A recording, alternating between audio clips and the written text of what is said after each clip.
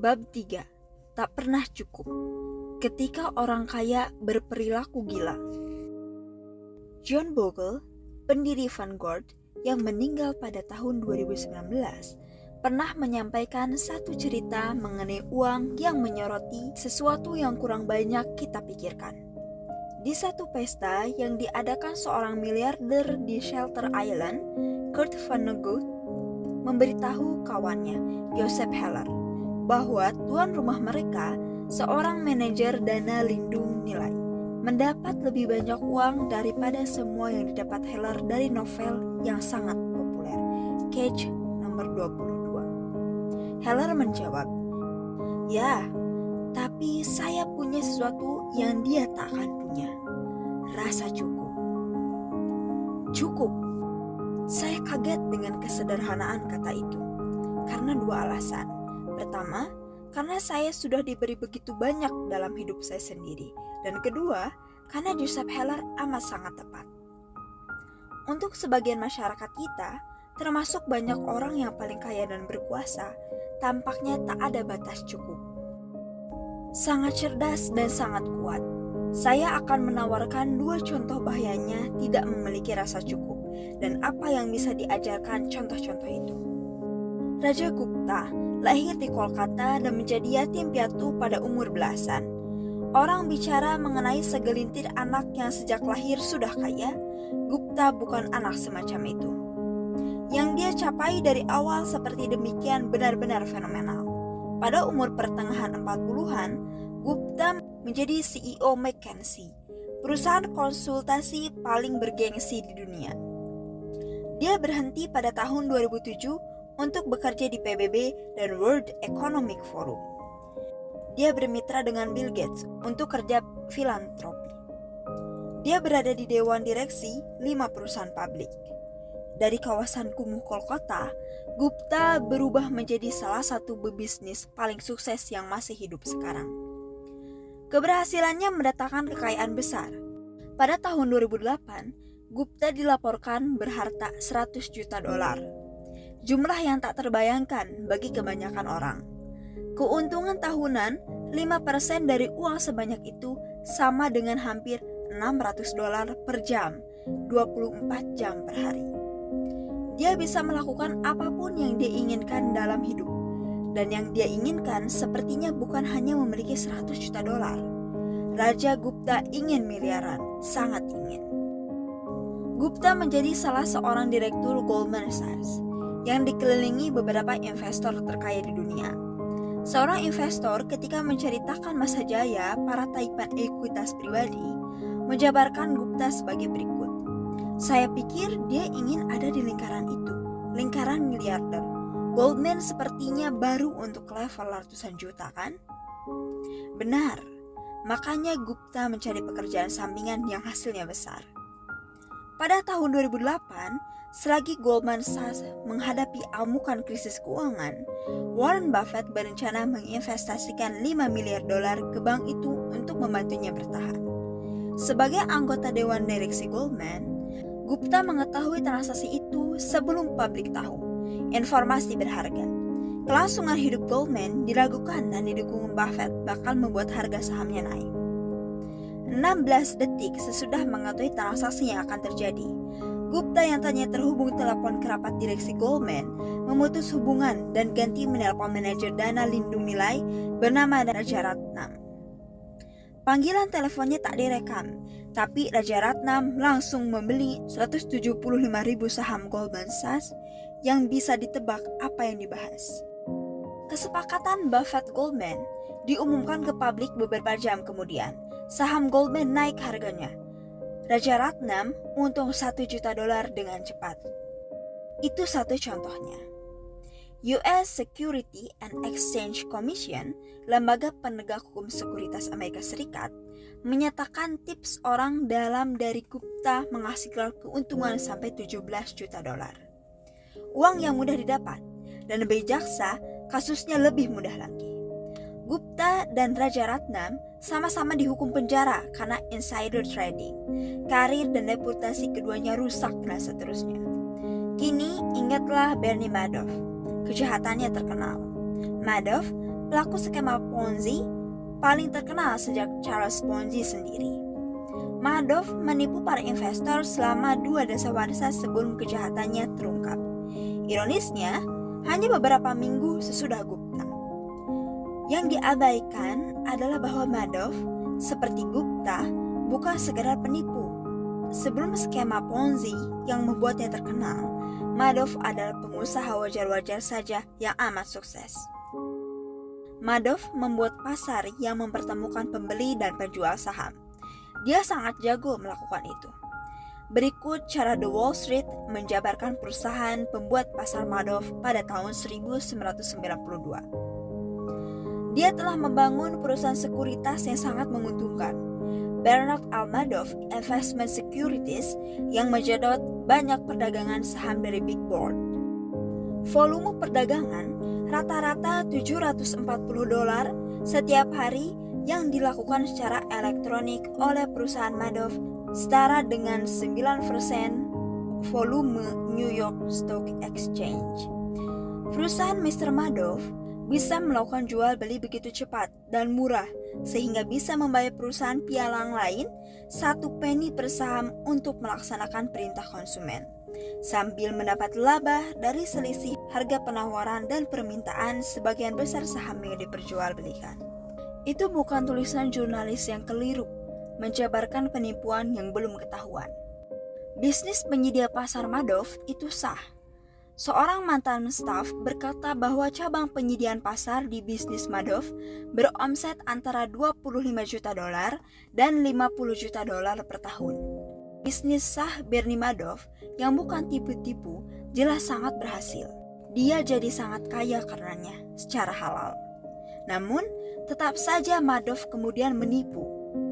Pertanyaan yang kita harus ajukan ke Gupta dan Madoff adalah mengapa orang yang sudah punya ratusan juta dolar masih ingin uang lebih banyak sampai-sampai mengambil risiko untuk mengejar lebih banyak.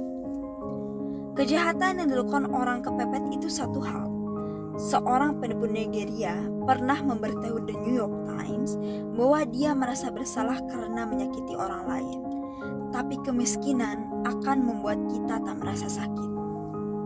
Gupta dan Madoff melakukan sesuatu yang berbeda. Mereka sudah punya semuanya. Kekayaan tak terbayangkan, prestis, kekuasaan, kebebasan. Mereka kemudian membuang itu semua karena ingin lebih.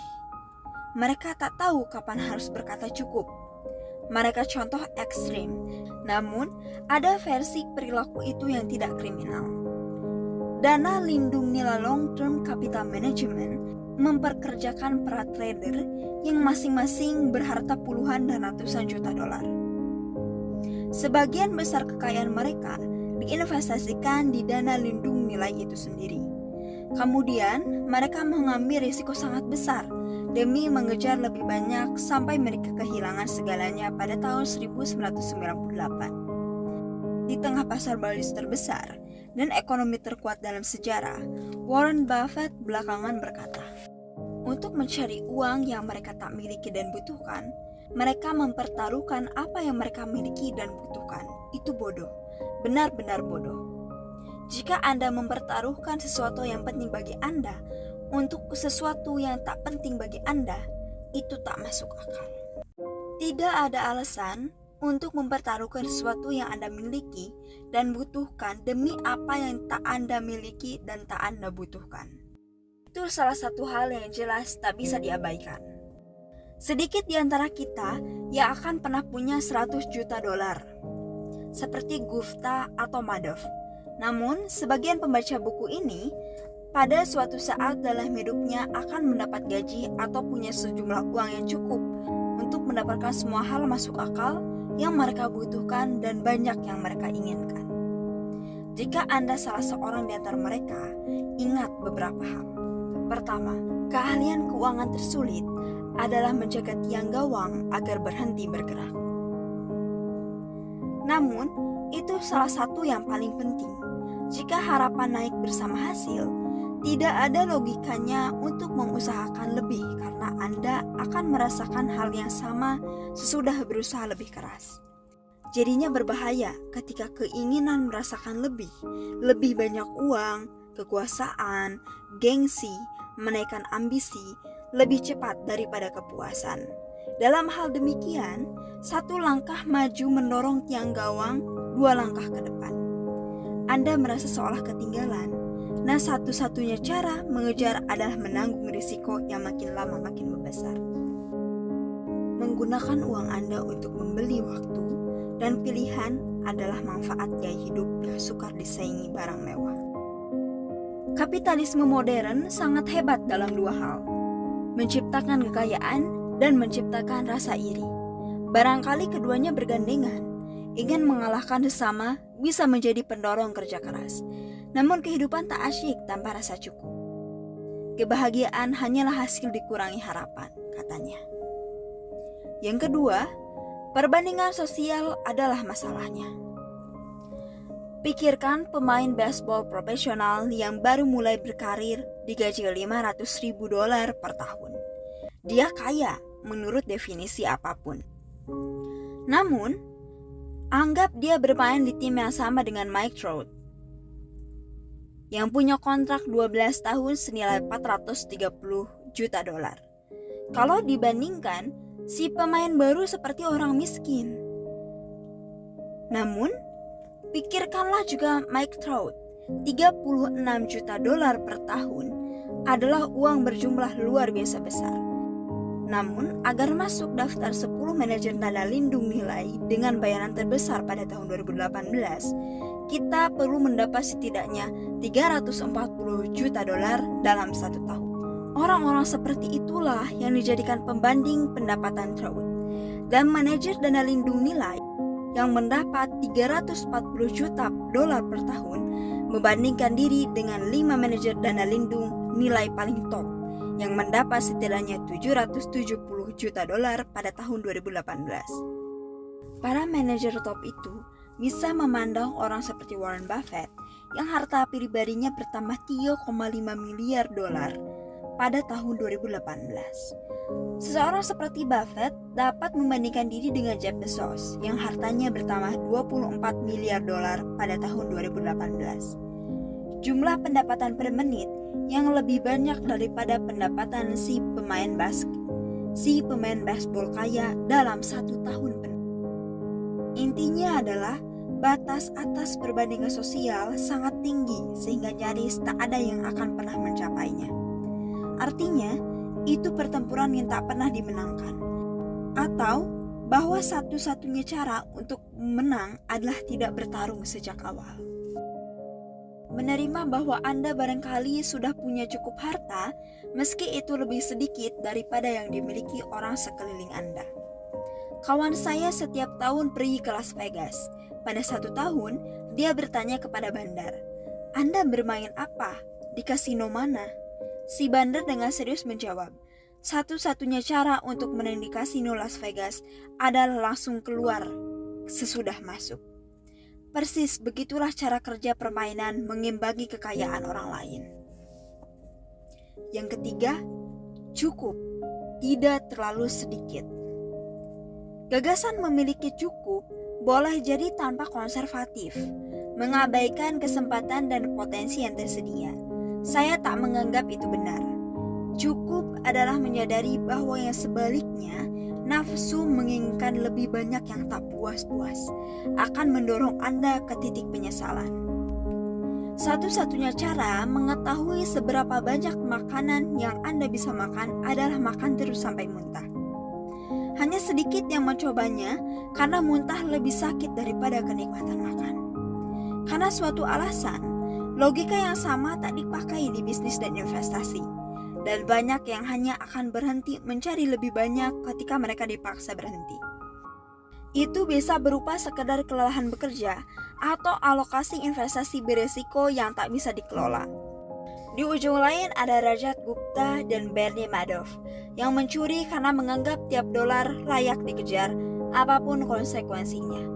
Apapun itu, ketidakmampuan menolak mengejar potensi uang akhirnya akan merepotkan Anda. Yang keempat, ada banyak hal yang tak pernah layak diusahakan dengan menanggung resiko, apapun potensi keuntungannya. Sesudah bebas dari penjara, Rajat Gupta memberitahu The New York Times bahwa dia sudah mendapat pelajaran. Jangan terlalu terikat ke apapun, reputasi, prestasi, atau apapun. Saya pikir sekarang pentingkah? Oke, urusan ini dengan tidak adil menghancurkan reputasi saya. Itu cuma menyusahkan kalau saya sangat terikat ke reputasi saya. Tampaknya itu pelajaran terburuk yang mungkin didapat dari pengalaman Gupta. Dan saya bayangkan itu pembenaran diri seseorang yang benar-benar ingin mendapatkan reputasinya kembali, tapi tahu reputasinya sudah hilang untuk selamanya. Reputasi sangat berharga, kebebasan dan kemerdekaan sangat berharga, keluarga dan kawan sangat berharga, dicintai oleh orang yang Anda inginkan mencintai Anda sangat berharga, kebahagiaan sangat berharga. Dan cara terbaik menjaga hal-hal itu adalah mengetahui kapan waktunya berhenti mengambil risiko yang bisa mengancam semuanya. Mengetahui kapan cukup. Kabar baiknya adalah bahwa alat terhebat untuk membangun rasa cukup sangat sederhana dan tak memerlukan pengambilan risiko yang dapat mengancam hal-hal tadi.